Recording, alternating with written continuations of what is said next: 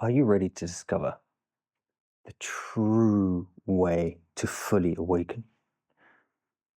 And I warn you, this isn't for the sheep. This isn't for the people that dress up in white and go to retreats. Because just dressing up in it like a white sheep alone tells you they're not ready.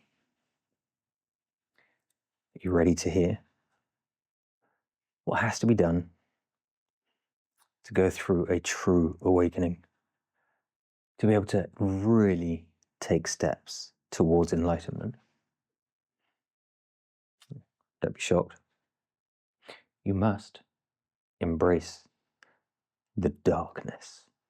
The dark. Ooh. No, seriously, this is what you have to do. Why? Well, I mentioned there's people that dress up in white and do group activities, like white sheep, all doing the same thing. Yeah. Why do they wear white? Oh, because I'm of the light. Well, actually, white light shines all the frequencies. White light gives off the power of everything, right? Yet to absorb everything, it must be black, right? Because if you wear white, you're reflecting white. You're not absorbing that, you're reflecting it. Yeah, this isn't for the sheep. Darkness is bad, darkness is scary, darkness is evil. Egypt used to be called the land of Kem, the land of the dark. We must embrace the darkness, which part of this means our shadows, but it goes deeper than that. Because true power is hidden in darkness. What's he saying? Oh, that's evil. Really? If we are material, we act like other material things. Yes? So let's take the material of the earth. Soil. Rich soil. Fertile soil. The one that gives us food, the one that is creative, is the rich, dark soil. That's how Egypt got its name, Kem, from the dark, fertile soil that gave them life. Light soil has a name. It's called sand. You can't grow anything in it. It's basically dead. Rich soil isn't dead. It's really alive. It's full of bacteria and organisms that help us live. So any sheep that tells you, embrace the light, only go towards the light, doesn't know what they're talking about. They are stuck in a trap. This is very clearly represented by a symbol. The symbol is called the Yin-Yang. We must have the light and the dark in balance. Within the light, there is always darkness. Within the darkness, there is always light. The Yin-Yang. When we have these two things perfectly in balance, we create the whole, not one-sidedness, the whole. When they're perfectly imbalanced, we see the sine wave of the yin-yang.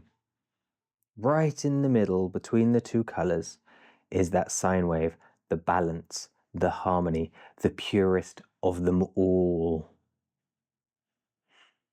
So whilst you do not embrace the power of the darkness, whilst you keep it hidden, put it aside, put it away, pretend it's not there, think it's evil, there's no way you can get anywhere close to a full awakening or enlightenment?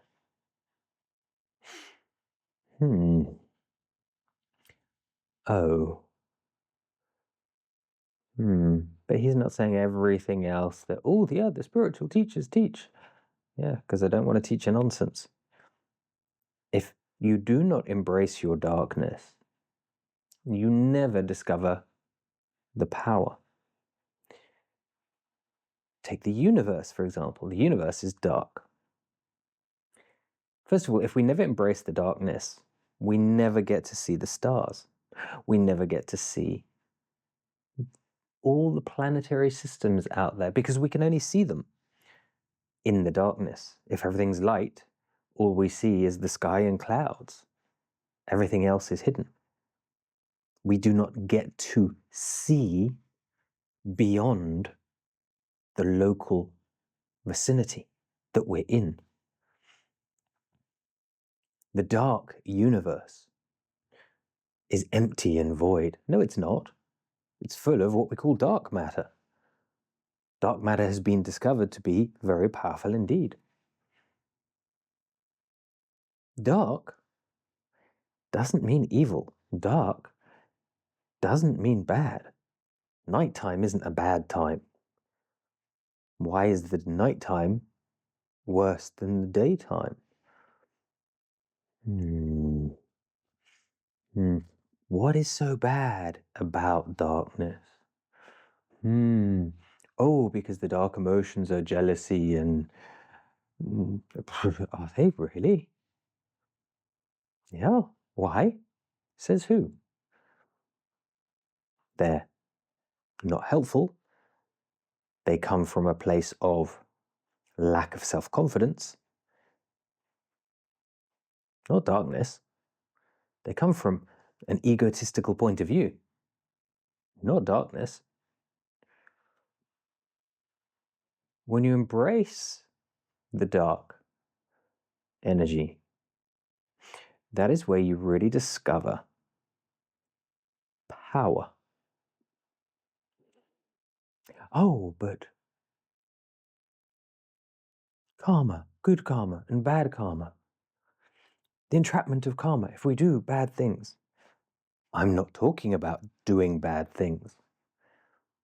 And the whole point, karma is non-dualistic.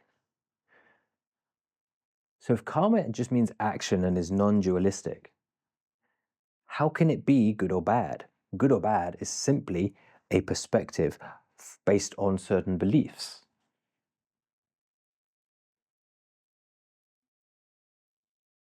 If you embrace your darkness, if you embrace your shadows, if you bring them into alignment, into a state of balance, if you allow the electrical and the magnetical energies, it's got nothing to do with masculine energy and feminine energy. What a load of nonsense.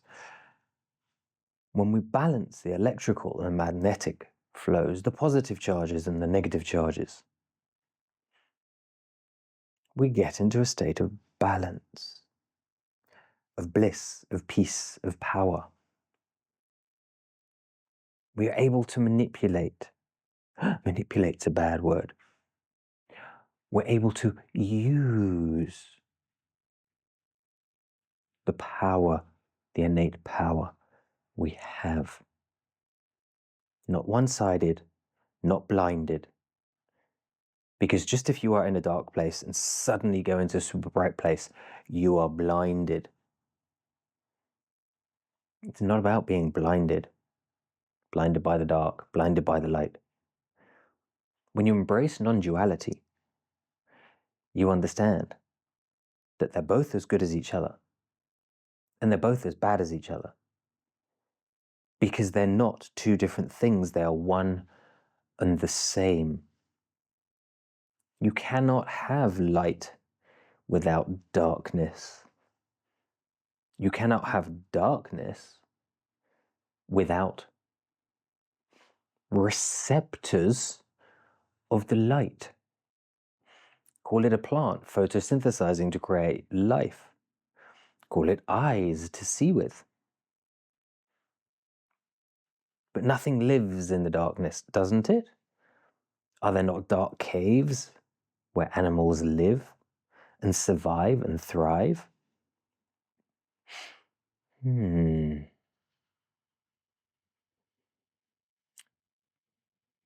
you embrace non-duality, you step aside from good and bad and your perspective and other people's beliefs and perspectives. When you stop becoming a sheep, you are neither the black sheep that keeps the wolf away from the white sheep flock. You become the dog.